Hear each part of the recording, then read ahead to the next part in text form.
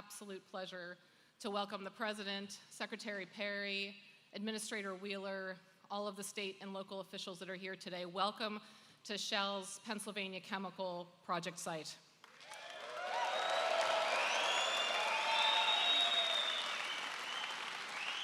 The President has supported the industry and this project through the modern corporate tax code that he has provided. And this plant will be providing jobs and products and prosperity for this region of Pennsylvania for many, many years to come. And we couldn't do this without the President's focus also on energy infrastructure.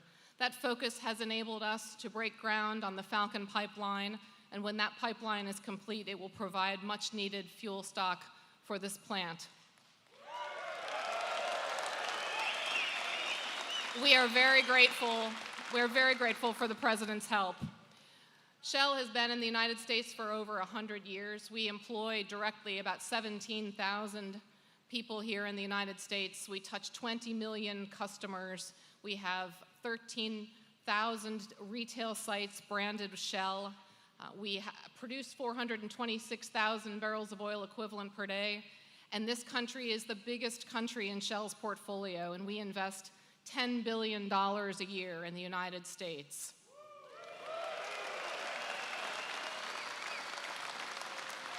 And in addition to that, our new energies business is focused on new fuels like hydrogen and biofuels, as well as onshore and offshore wind and solar.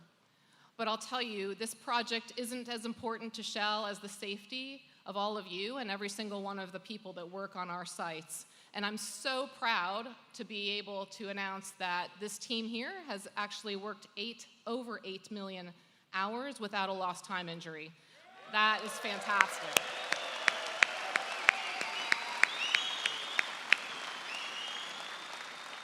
I want to thank all of you, and I want to just, commit myself and Shell that our commitment really is to make sure you all of us go home every day safely. So this facility with 134 working cranes is being built by Pride with the craftspeople and the engineers that are in this room today. And in fact, when I met with Ivanka Trump earlier this year, she invited Shell to join the pledge to the American worker. And I'm very pleased to say that Shell is joining Ivanka in that pledge. We have a very keen focus on the development of this workforce and on the development of our workforce around the country.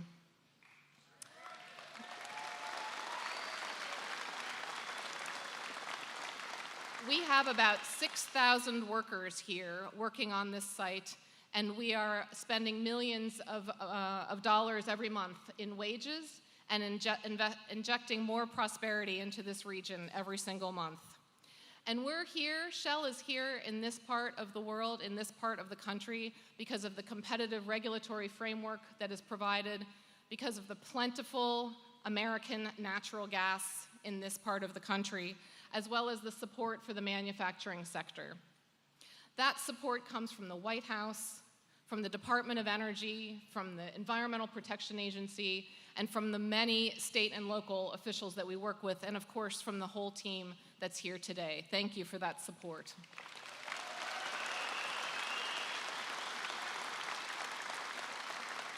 Speaking personally as someone that grew up not far from the banks of the Ohio River myself, and we're not far from them here, but also as a proud graduate of Penn State University, it's wonderful to be back in the great state of Pennsylvania. And now I am absolutely privileged and pleased to be able to say the following words. Please welcome the President of the United States. And I'm proud to be an American, where at least I know I'm free. And I won't forget the men who died, who gave that right to me. And I gladly stand up next to you and defend her still today. 'Cause there ain't no doubt I love this land. God bless the USA.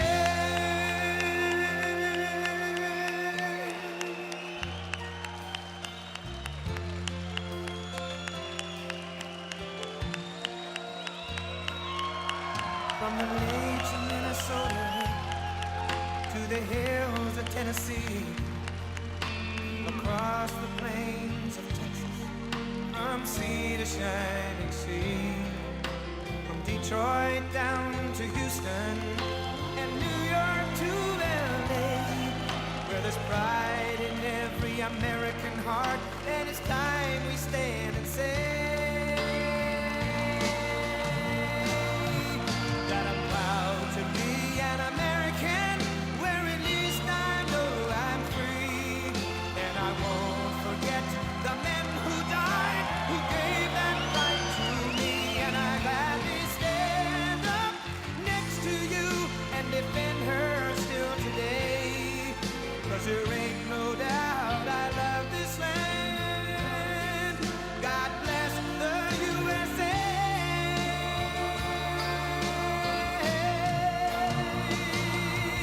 And I'm proud to be an American, where at least I know I'm free, and I won't forget the men who died, who gave that right to me, and I gladly stand up next to you and defend her still today, 'cause there ain't no doubt I love this land. God bless the USA.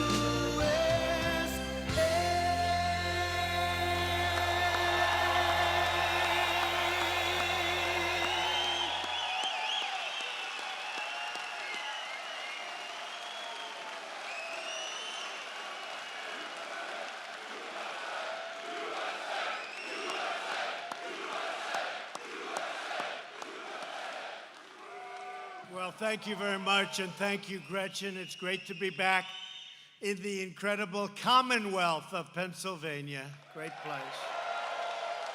And this is my 13th visit to Pennsylvania during my administration, which is more than any other president to this point in the term, and I really love Pennsylvania. I went to school in Pennsylvania, Philadelphia, so we love this state.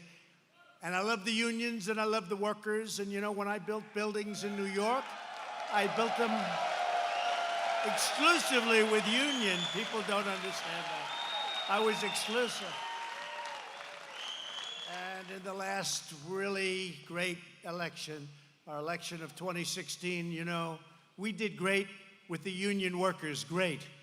But we didn't do good with the leadership. The leadership said, well, we've always gone Democrat. Let's keep going that way. That didn't work out too well for some of them, I want to tell you.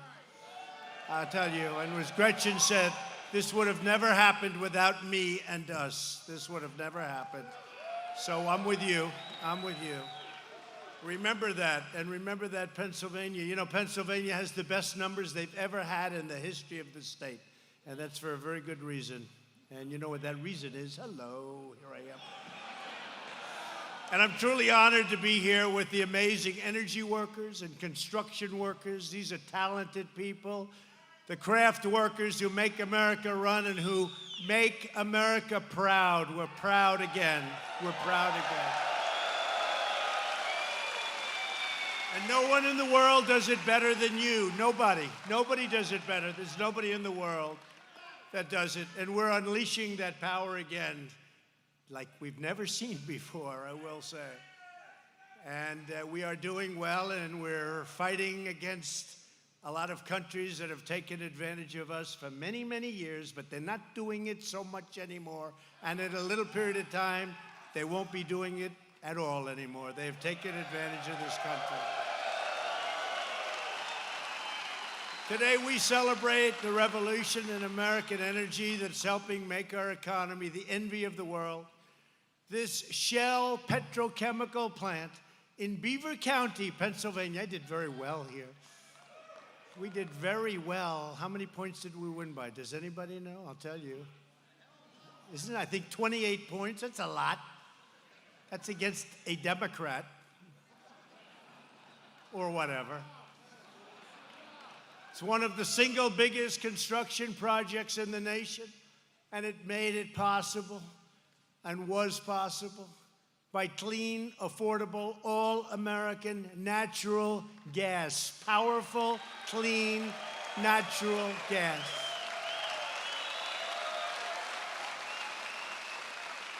And when the wind stops blowing, it doesn't make any difference, does it? Unlike those big windmills that destroy everybody's property values, kill all the birds, someday the environmentalists are going to tell us what's going on with that. And then all of a sudden it stops. The wind and the televisions go off. And your wives and husbands say, darling, I want to watch Donald Trump on television tonight.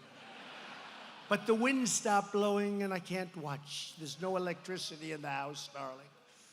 No, we love natural gas and we love a lot of other things too. Each of you is taking part in the largest investment in Pennsylvania history. It's the largest investment in the history of Pennsylvania, in the history of our country, the money that's being invested in your state right now. With your help, we're not only unleashing American energy, we're restoring the glory of American manufacturing, and we are reclaiming our noble heritage as a nation of builders again. Nation of builders. I was a good builder. I built good. I love building. In fact, I'm going to take a tour of the site. They said, sir, we were going to do it before the speech, but we're waiting for it to stop raining. I said, don't worry about the rain. Do we have umbrellas? Don't worry about the rain. Umbrellas work very well, especially when they're made in America. So I don't care, but we're going to take a tour afterwards. I'm going to speak to some of your union leaders to say, I hope you're going to support Trump, okay?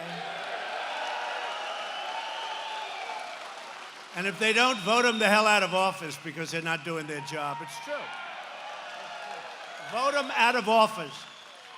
When completed, this facility will transform abundant natural gas, and we have a lot of it, fracked from Pennsylvania wells, which they never would have allowed you to take if I weren't president. If my opponent won, this would be a lot of nice new structures outside. I guess you would have stopped long ago. You would have stopped construction before it started too much. But I was talking to Gretchen. They would have never gotten the approvals to do what's needed to fuel these plants. That wouldn't have been good, so probably they wouldn't have started. But if they would have started, it would have been stopped. But they put it into plastic through a process known as cracking. That raw material will then be shipped all over the country and all over the world to be fashioned into more products stamped with that very beautiful phrase, made in the USA, right? Made in the USA. Beautiful.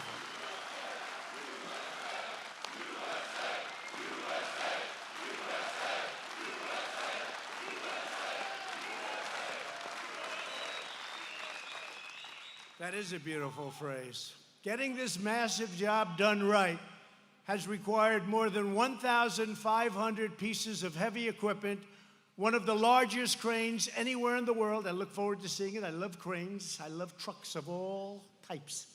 Even when I was a little boy at 4 years old, my mother would say, you love trucks. I do.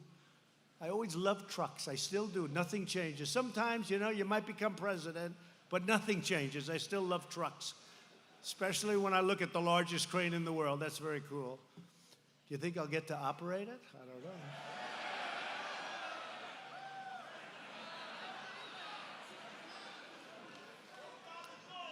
We'll put the media on it, and I'll give them a little ride, right?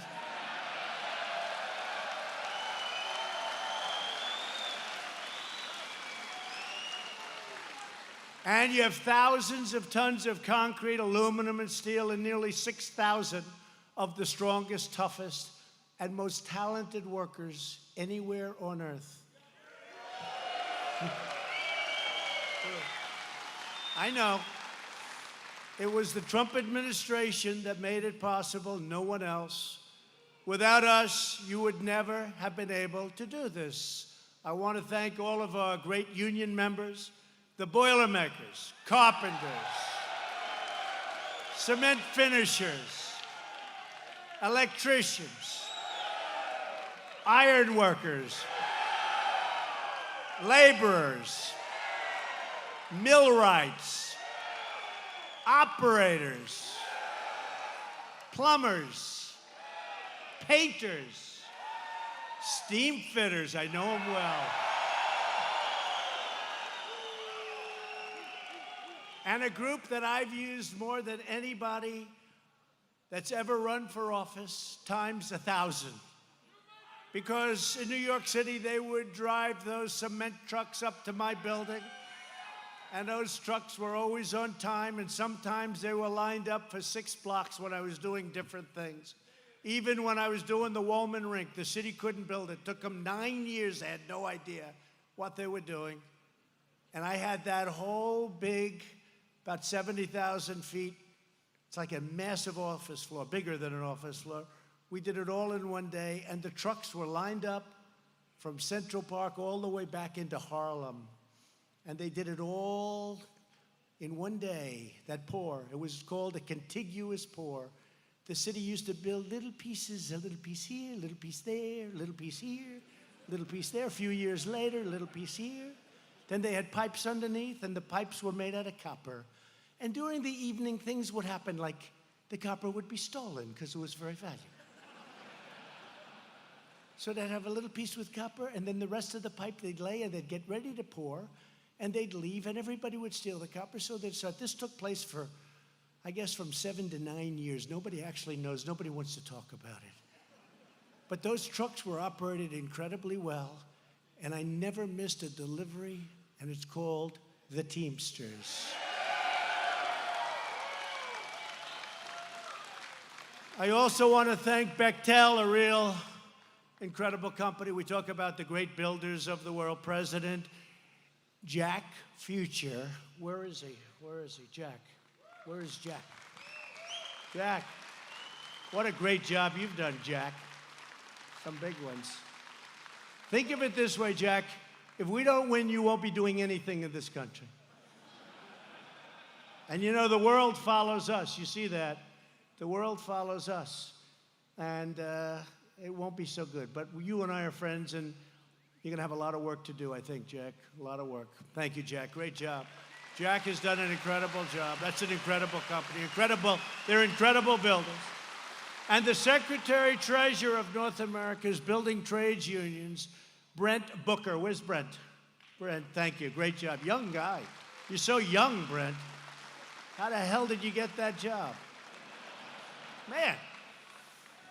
We're honored to be joined by two leaders who truly have the backs of American workers. They become friends of mine. They do such an incredible job. They break up the roadblocks. We have a lot of roadblocks in this country where you have a little clause can stop a project. Little clause can stop it for years. And we break up those little clauses. We break them up fast. Energy Secretary Rick Perry. Where's Rick? Rick, thank you, Rick. What a great guy. I had to compete with him. You know, he wanted to be president. He was tough. He was nasty, man. He was nasty. But then he said, I want to do something great. And you have been incredible. He ran Texas for like 14 years, and he did it well. And now he's running a little thing called Energy, and nobody's ever done it better. Thank you, Rick, very much. Great job. And a man who has been incredible in every way, you know, EPA, Environmental Protection Agency. You've heard a lot of horror stories where nothing can get done, nothing gets passed. It takes years and years and years to get a simple permit. It can take 20, 21 years to get a road before they reject it. How about this? They go 20 years, 21 years in certain cases for a highway or a road, not even a highway. At the end of the 21st year, they vote to reject it. How would you like to be? You're a young person, you're starting out, and you're all excited about this project, and it starts off as being a simple straight road, and then it ends up being a total catastrophe because of nesting and lots of other things that we can take care of. And it's 20 years later, and then they reject it. You've devoted half of your working life to a rejection. Happened to many people.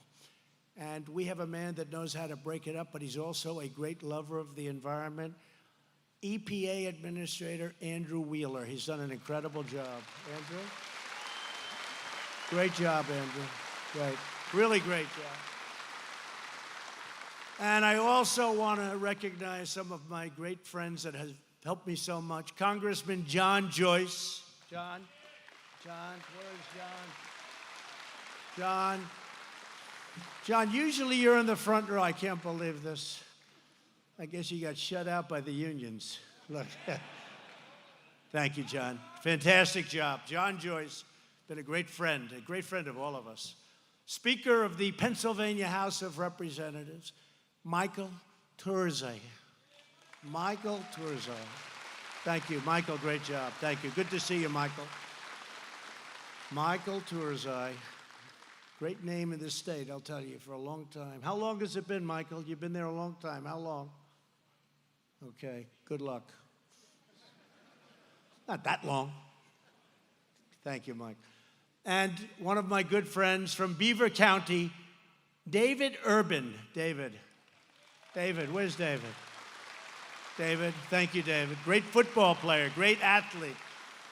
And he was a Trump supporter. He liked Trump. And when he liked Trump, nobody was going to get in his way, right, David? Thank you. Thank you.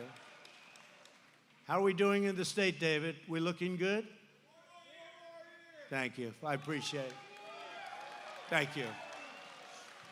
I think we're looking very good. I think we're looking good all over in Ohio, in North Carolina, in South Carolina, Florida. We just got numbers in Florida.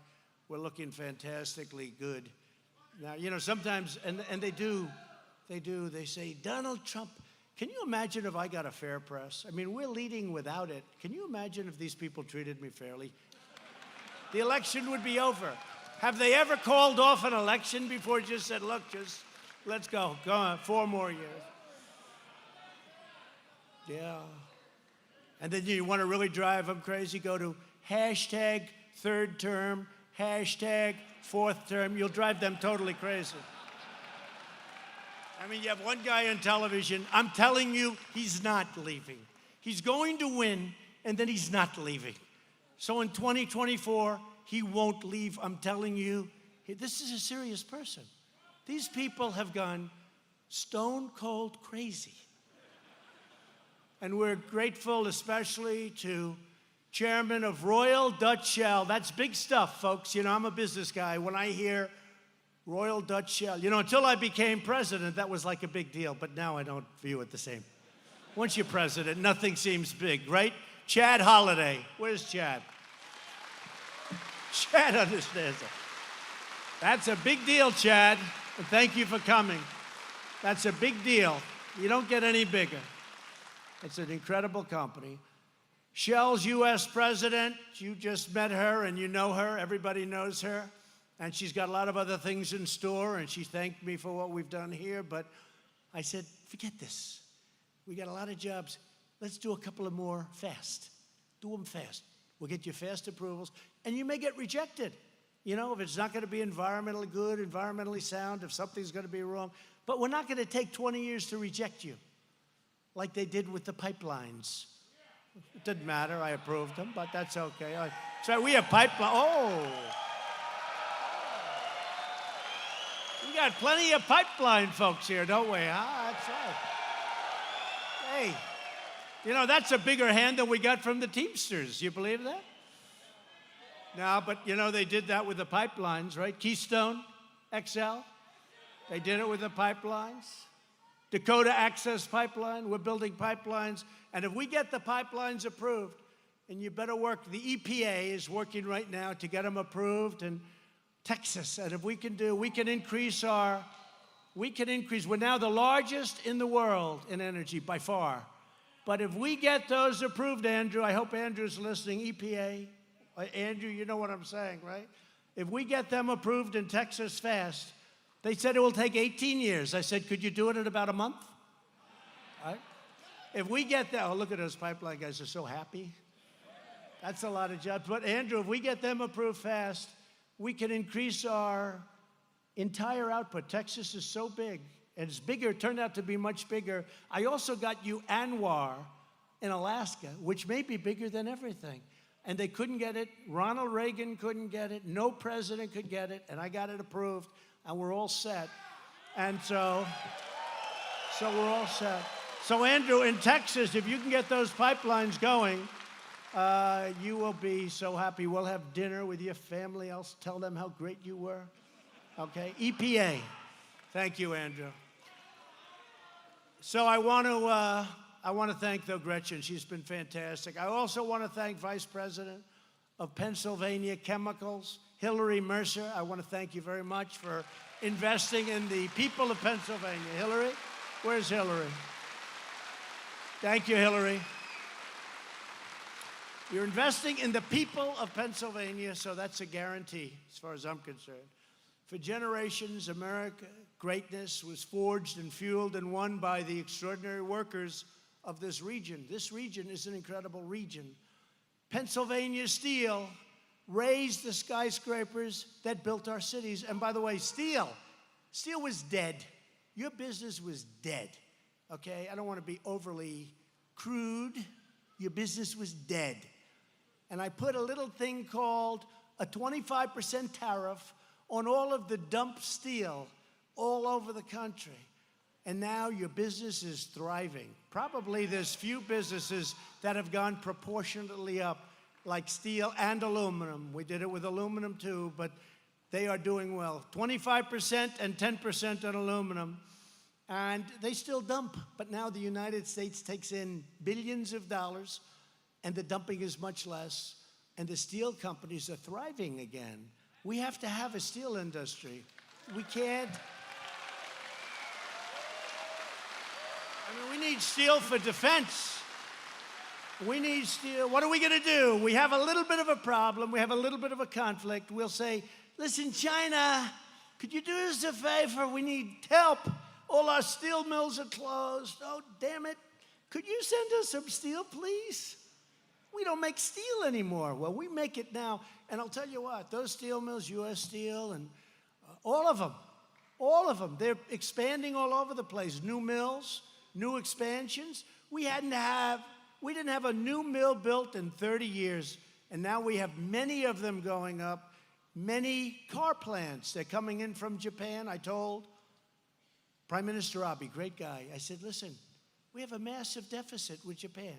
They send us thousands and thousands, millions of cars. We send them wheat. That's not a good deal. And they don't even want our wheat.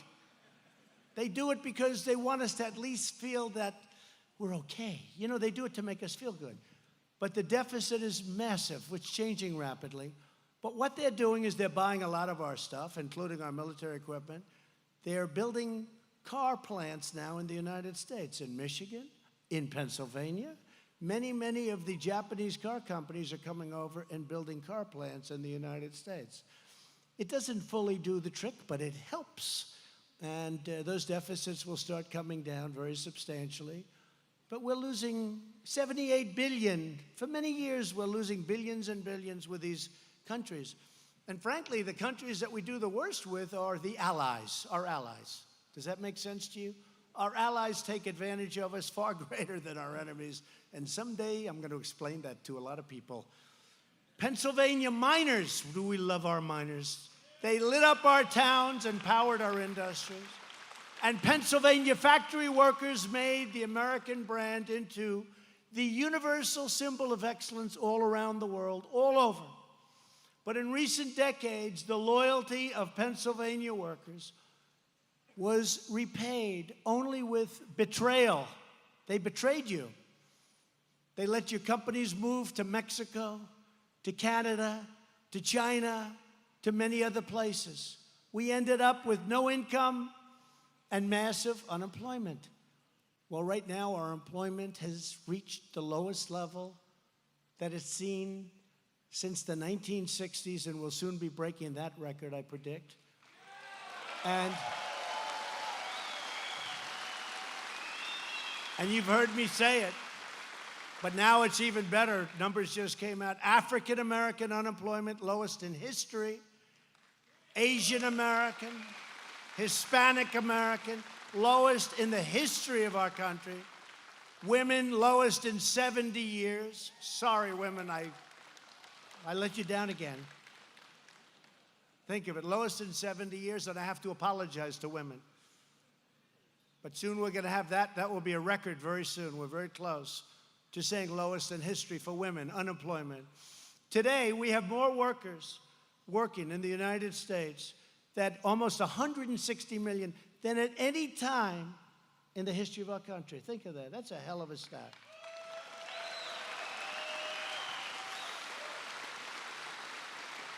The political class in Washington gutted your factories with horrendous trade deals, horrible. NAFTA, one of the worst trade deals ever.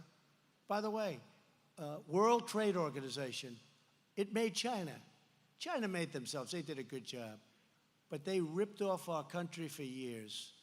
And with our money and World Trade Organization backing, and then they took advantage of the rules of the World Trade Organization. And I'm being nice when I say took advantage, much more than took advantage. They went up like a rocket ship. They were flatlined for 100 years. And then one day, World Trade Organization, a terrible move. And you know, we were losing all our cases until I came along. We were losing all our cases in the World Trade Organization. Almost every case we lost. They thought we were stupid. They were the ones ruling. And then I came along. Now we're winning a lot of cases because they know that they're not on very solid ground. We will leave if we have to. And all of a sudden, we're winning a lot of cases. We're winning most of our cases. And it's only because of attitude, because we know that they have been screwing us for years, and it's not going to happen any longer. They get it. They get it. So they're giving us victories. They're giving us victories. And I'd like to use a different word, but there's no word that's quite as, right? There's no word that's quite as descriptive. I'd like to, but that's exactly what they were doing. They were taking advantage of us for years and years, and now they understand that if it's not going to be fair, it's not going to be at all. We don't need it. We don't need it. So a lot of good things, and I think we will. I think they will treat us fairly. I mean, the concept should work, but people have taken advantage. Like, for instance, they view certain countries like China, India, many countries for a long time. They viewed them as they're growing, right? They're growing nations. We're a mature nation. They're growing. These are growing nations. Well, they've grown, and they had tremendous advantages. But we're not letting that happen anymore, okay? We're not letting that happen anymore. Everybody's growing but us. You know, they're all growing nations. We have to work with them. But nobody ever wants to work with the United States. It's a disgrace. But it's changing, and it's changing fast. And I think it's the primary reason, probably, that I ran for president. I'd see these factories all over the country, and I'd see them empty, and I'd see the jobs going to other countries. And I just never understood why the politicians didn't do anything about it. But now we're doing it. And by the way, the USMCA, that's Mexico and Canada, that deal is a fantastic deal. And it's a great deal for your unions, too. We have the farmers, the unions, the manufacturers. It's good for everybody. We have to get the Democrats to put it up for a vote. And most Democrats are going to vote for it, too. They're under a lot of pressure to vote for it. But that replaces one of the worst trade deals ever made, which is NAFTA.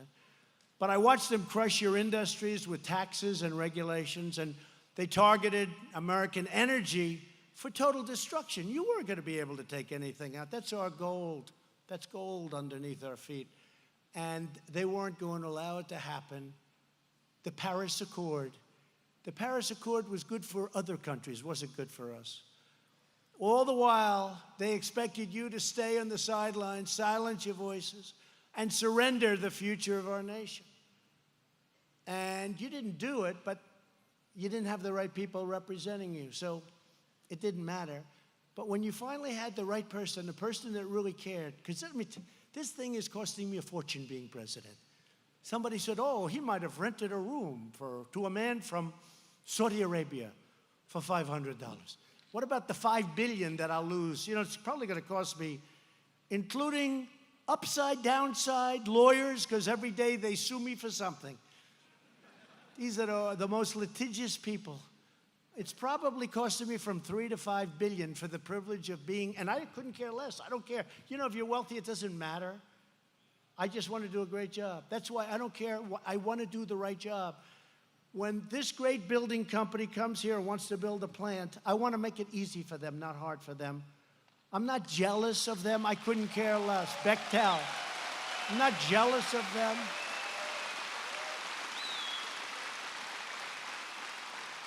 I got sued on a thing called emoluments. Emoluments. You ever hear the word? Nobody ever heard of it before.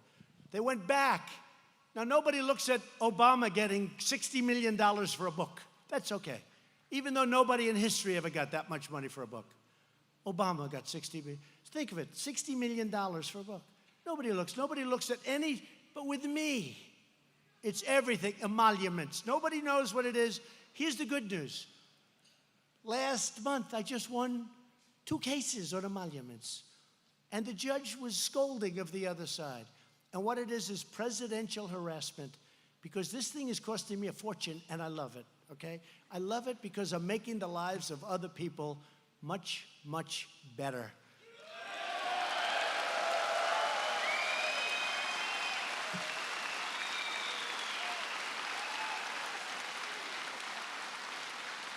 And each of you here today is living proof that America never surrenders. We don't surrender. And we were in bad shape. This area was in really bad shape. And now you look outside and you say, that's like the 8th wonder of the world. Under my administration, we're fighting back and we're winning because we are truly and finally putting America first.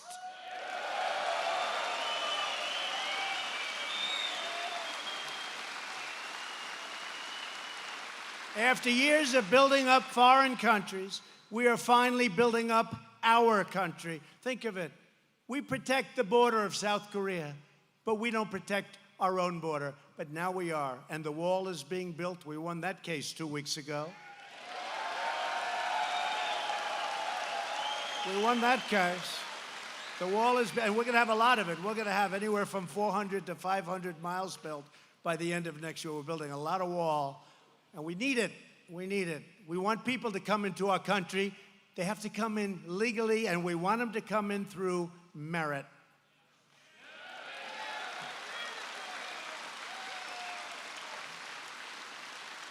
The last administration tried to shut down Pennsylvania coal and Pennsylvania fracking. If they got in, your fracking is gone, your coal is gone. You guys, I don't know what the hell you're going to do. You don't want to make widgets, right? You don't want to make, you want to learn how to make a computer, a little tiny piece of stuff, you put it with those big, beautiful hands of yours. Look.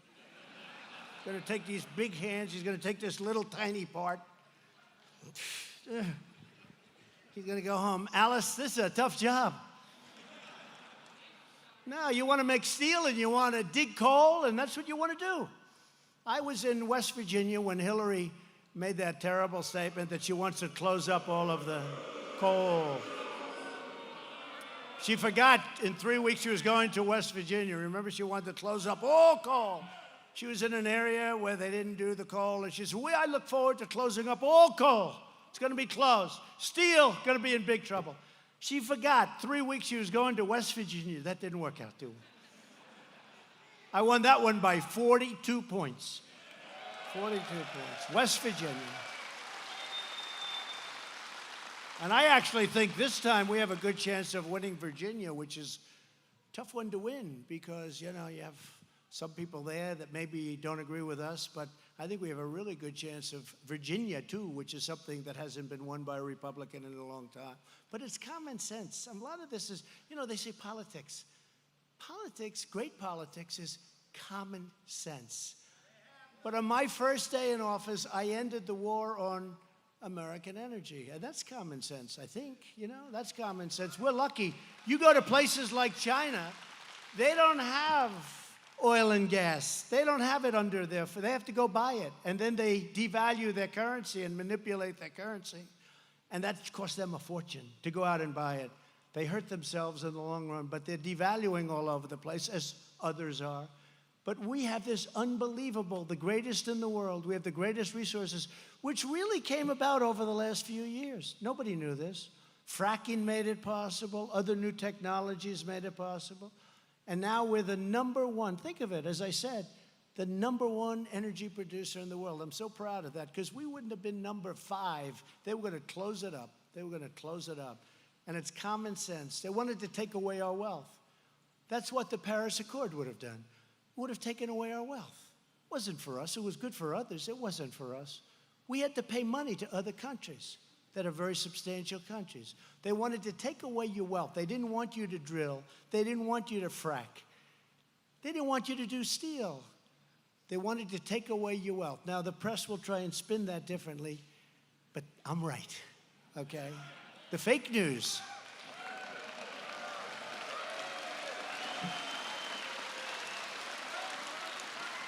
That's a lot of people back there for like 11 o'clock speeches. That's a lot of people. That's a lot like the Academy Awards during the day. It used to be. You know, the Academy Awards is on hard times now. You know that. Nobody wants to watch it. You know why? Because they started taking us on. Everyone got tired of it. It's amazing. That used to be second after the Super Bowl. And then all of a sudden now it's just another show because people got tired of people getting up and making fools of themselves and disrespecting the people in this room and the people that won the election in 2016. And the people that won the Senate without me on the ticket in 2018. You know, they never say that. We won the Senate. That's why we'll have appointed within 2 months 179 federal judges and 2 Supreme Court judges. Think of that. 179. But they don't say we won the Senate. They say we lost the House. And, you know, there were a lot of people running for the House. It's hard for me to campaign, but almost everybody I campaigned for won. We had tremendous records in 18, and I wasn't running. There's a big difference. In 2020, we're running, so you better get out there and make sure we win.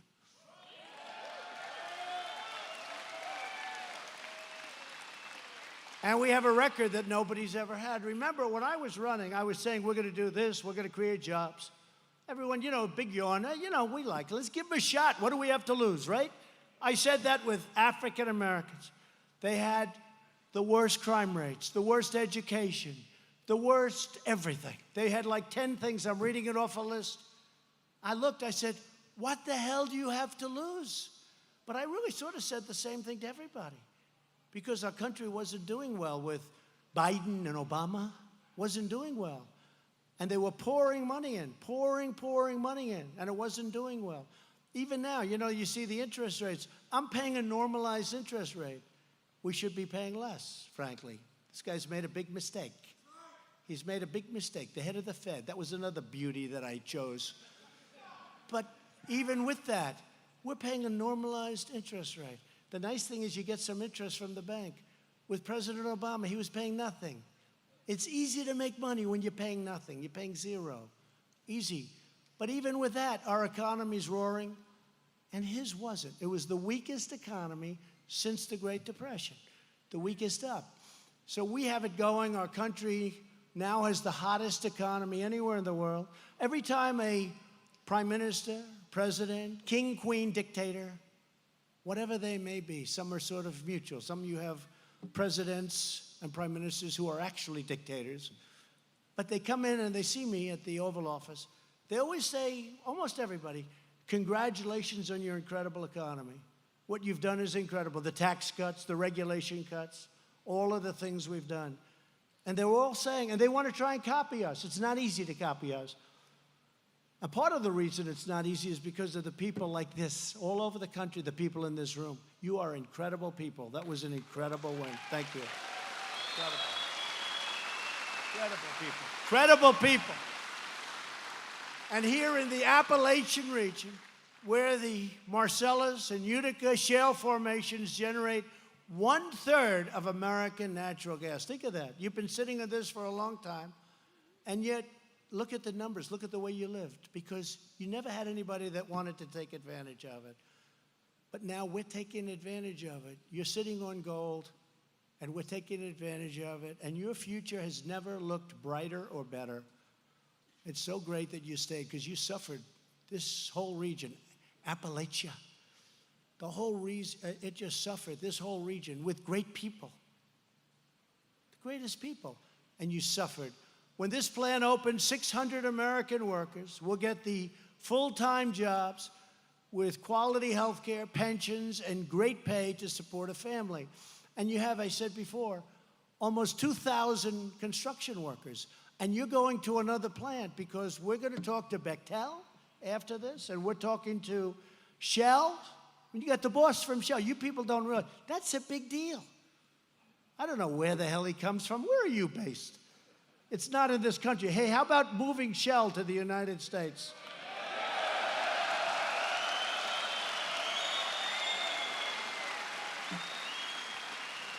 Well, we're ready if you are. Just let me know. But they have their big USA division. But that's a great company. It's a big deal. And that you're here is a big deal. That's a big deal to me, and it's a big deal to everybody in this room. You have the top man at Shell. But this is just the beginning.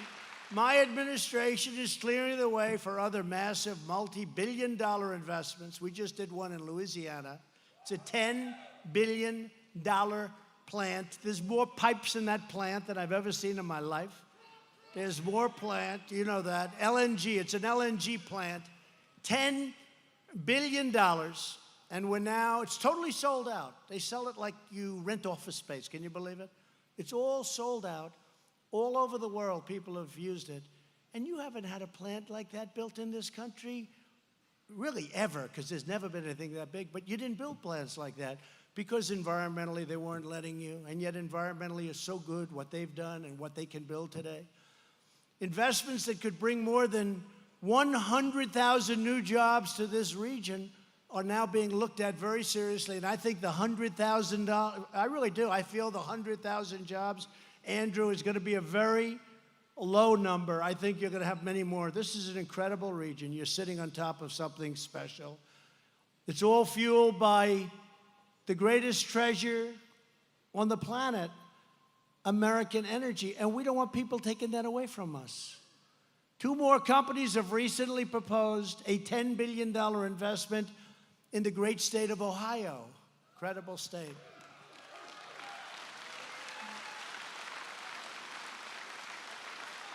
We have tens of billions of dollars worth of investments, and this is really good stuff that we're now negotiating. But these two are in Ohio.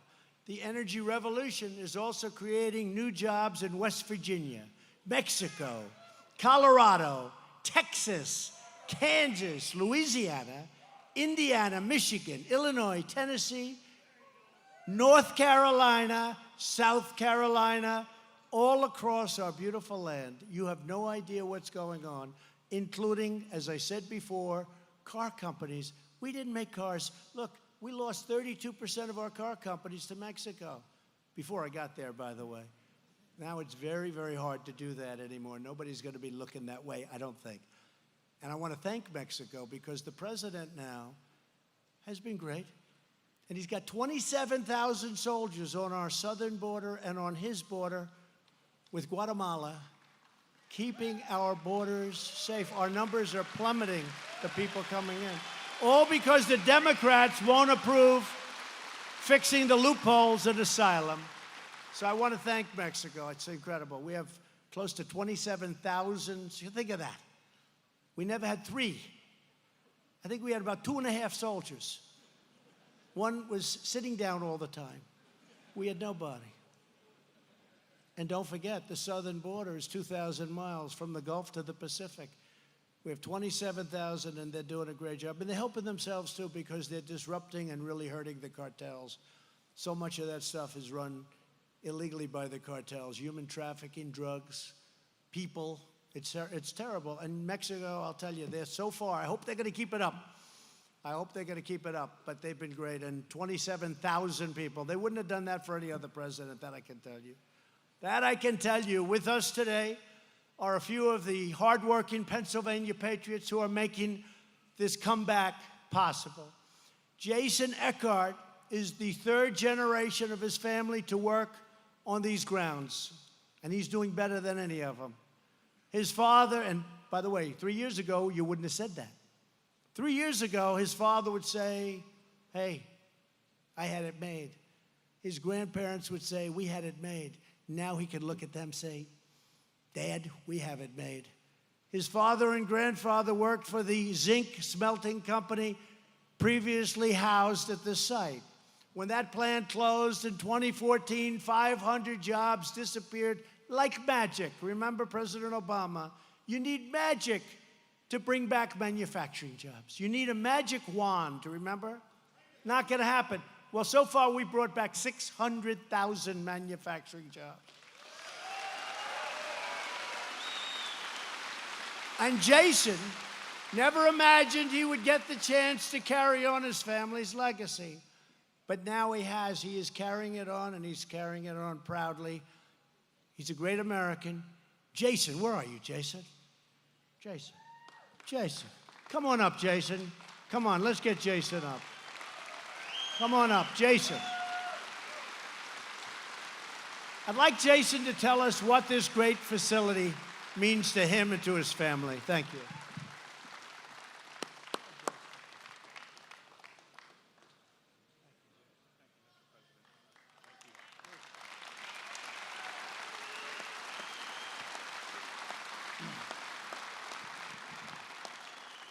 It's been amazing to see the transformation on this site from a 100-year-old zinc smelter to a state-of-the-art petrochem facility.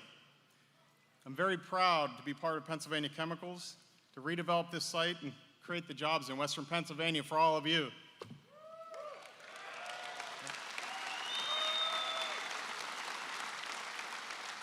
And it's very exciting to think about what we have to come, starting this place up and having jobs into the future for our families. As a native from this area, I'm from right here in Center Township. I can appreciate how much this means to the area. I'm really proud to be part of this and be proud of all you guys. Thanks.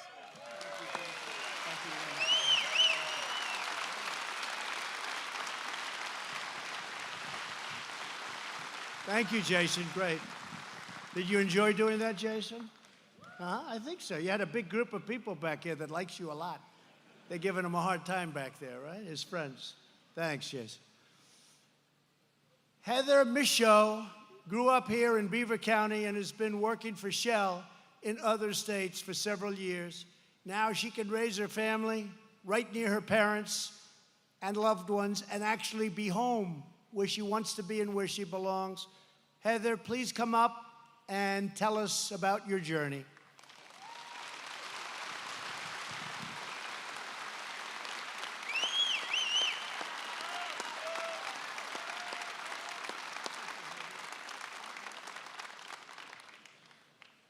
Thank you, Mr. President. Thank you. So for me, when Shell announced that we were going to be building a facility in Beaver County, I was in Texas, and I was so excited. But not just for me getting to further my career and move home. I was excited for all of the possibilities that it opened up for my hometown. I was excited because I recognized the potential that a place like this has for us to be able to hone our existing skills and to gain new ones, too. So I knew that we, the hardworking people of Western Pennsylvania, and other places in the U.S. too, would now have this fresh opportunity and would take advantage of it. And that's the opportunity that I see the thousands of you folks taking advantage of now. Not only today, but we're also creating something that is going to well outlive us by building this site. And I'm really proud to be a part of that legacy, sir. Thank you very much.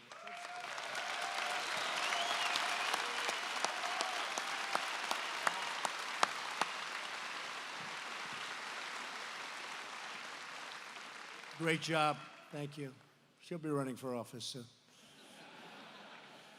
Fantastic job. Samantha Paulizotto was a single mom working full-time when she learned about process technology training programs at the local community college funded by Shell. She became the first woman to graduate from that program, and she made the dean's list. That's pretty good. Now she's leading the way as one of the very first production operators hired here at Shell. Samantha, please come up and say a few words, please.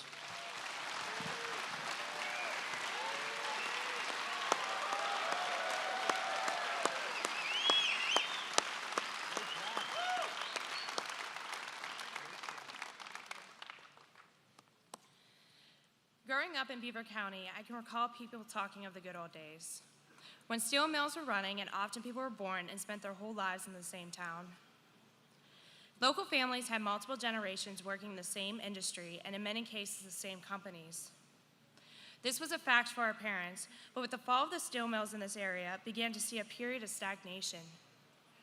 Hardworking men and women in this area, full of pride, still lace up their work boots, driving by the vacant skeletons of the old mills and refineries, holding on to the hope that one day this area would see its former glory. The announcement of Shell Pennsylvania Chemicals plant seems to have kindled that spark within the community. It has provided an opportunity for steady employment for many different skilled tradesmen, emptying many of the local union halls. As a young woman, this has also afforded me an incredible opportunity to come into the ground floor of an unprecedented project. In school, I chose a field far different than many of my female colleagues. Process technology is a focused area of studies around production and operations. Predominantly male-dominated careers, I knew there would be challenges as I entered the workforce. Being a mother and a wife, I must balance my responsibilities at work and at home. The challenges I have faced have been softened by a network of support that has been given to me not only by my family, but also through the Community College of Beaver County, my coworkers, and now the culture of care at Shell. I am proud to play a role in this project as it restores this area and makes Beaver County great again.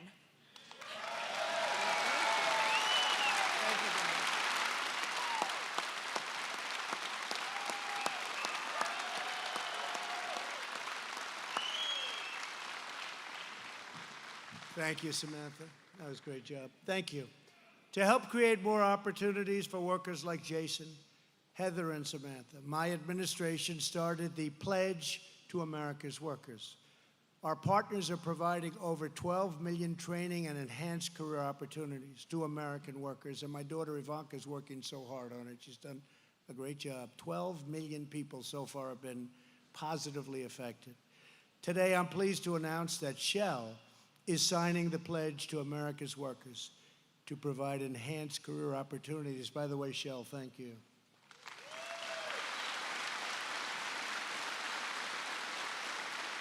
They're providing career opportunities to 3,300 workers over 5 years right here in Western Pennsylvania. That's great. Thank you, fellas. Thank you very much.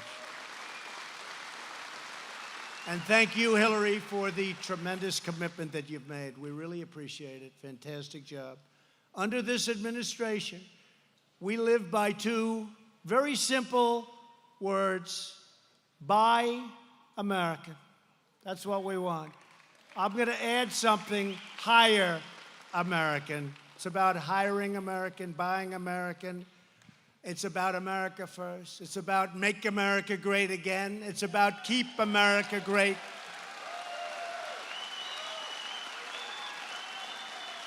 Despite all of this exceptional progress, however, some politicians in this country still want to keep America's vast energy treasures buried deep underground. Let other nations take advantage of our country. Not happening anymore. They see factories like this one not as a cause for celebration, but for condemnation. Democrats in Congress are pushing hard for the Green New Deal. How about that one? Green New Deal. Where it puts everybody in this room out of work, hate to tell you, and a lot more people. Everybody out of work. But I don't want to speak badly about it. You know, you've heard me say this. I want to encourage them. That should be their platform.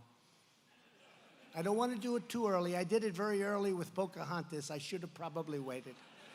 She's staging a comeback on Sleepy Joe.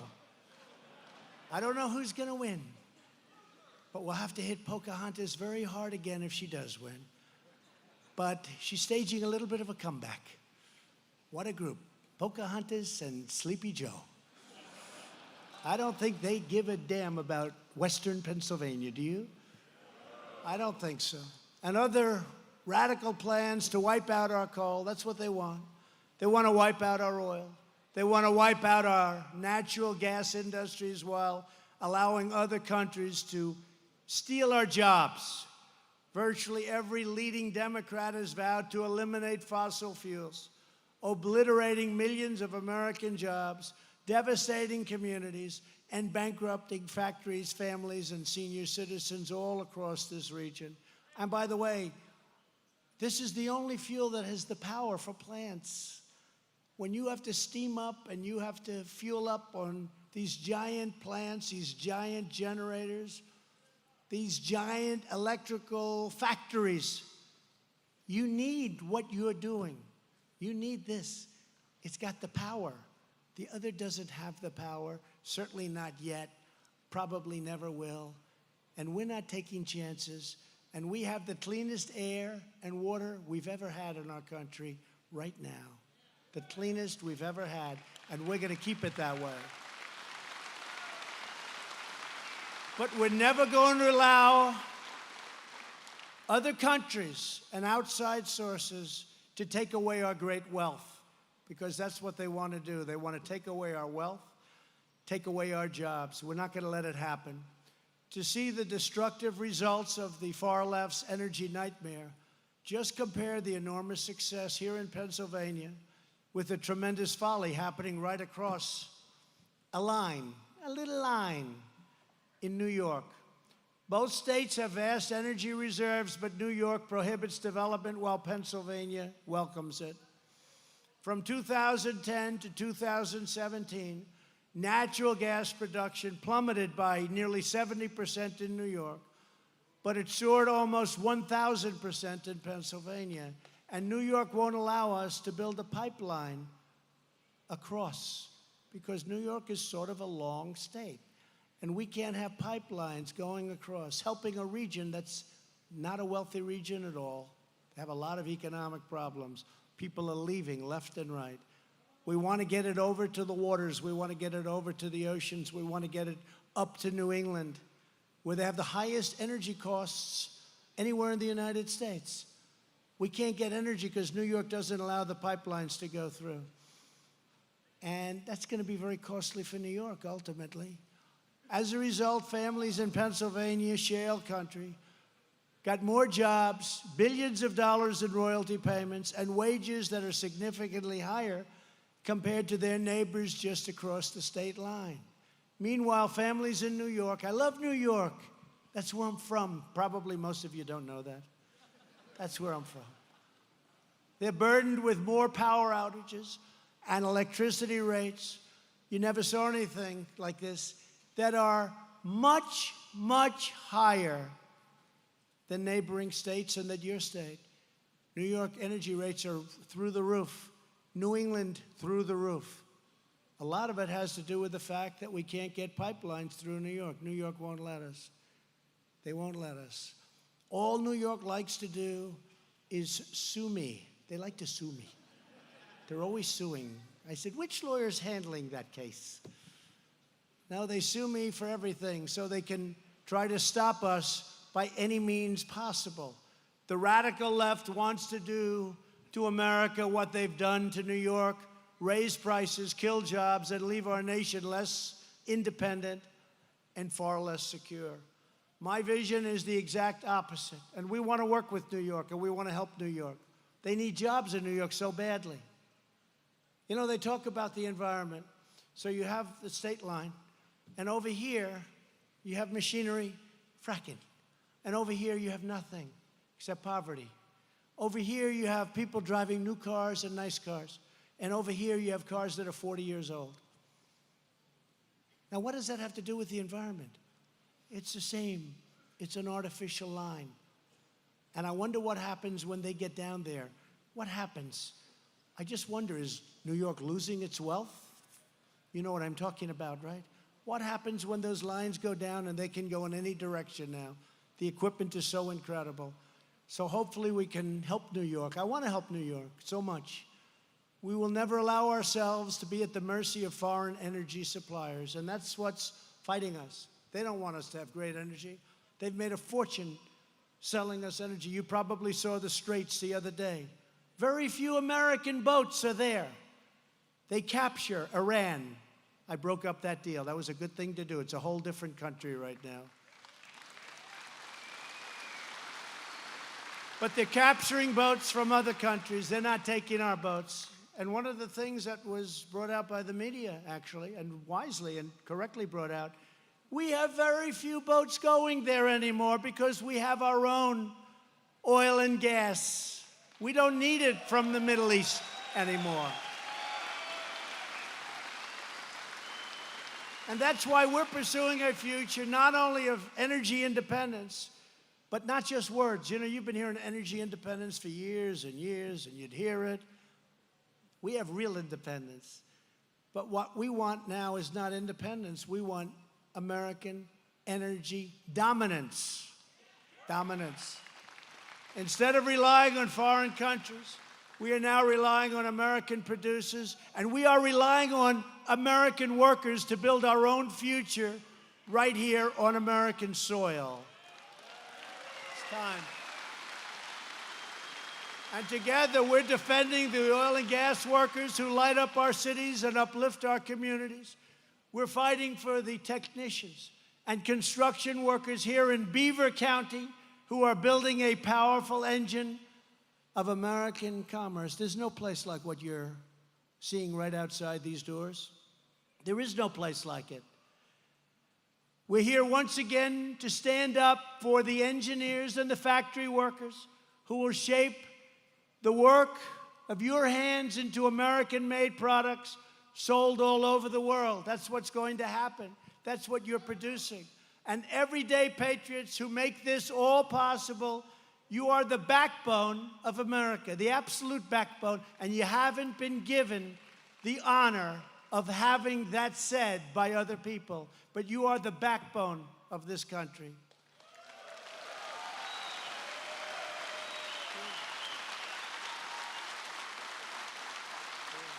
So true. You are the ones who work hard, pay your taxes, build your neighborhoods, obey our laws, safeguard our values, raise up your children, make this land the greatest nation ever to exist on the face of the earth. You are the ones who do it. We work with a lot of people, but you are there and you are doing it. You've always been loyal to America, and now you finally have a president of the United States who is loyal to you.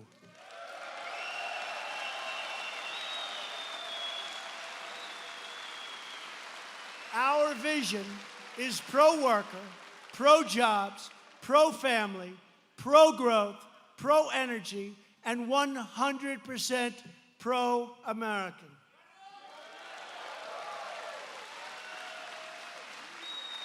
And we're taking care of our military, and we're taking care of our vets.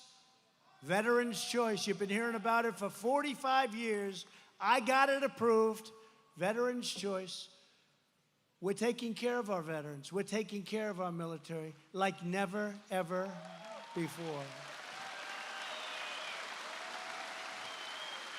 Because Americans can do anything, go anywhere, and outperform anyone. Nobody can beat us.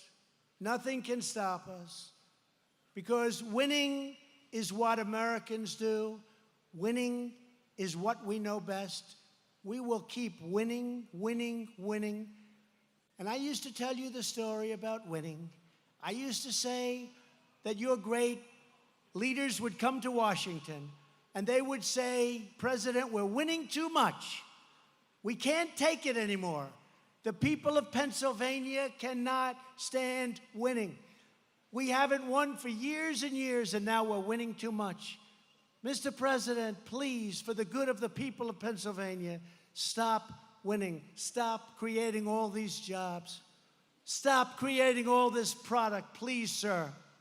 Please, stop winning. And I said to them, and I will say to them, we're never going to stop winning.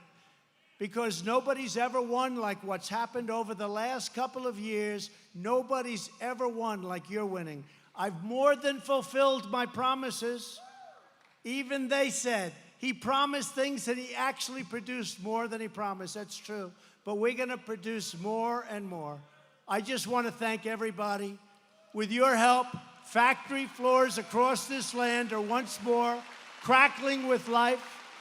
Our steel mills are fired up and blazing bright. The assembly lines are roaring. Industry is booming. and the hearts of our workers. The American spirit is soaring higher, stronger, freer, and greater than ever before. I want to thank you all for giving this nation your very best, and your very best cannot be beaten. I want to thank you for filling America with pride. We are proud of you. We think you are just incredible, incredible people, and it's an honor for me to be with you in Pennsylvania. Thank you very much. God bless you. God bless you.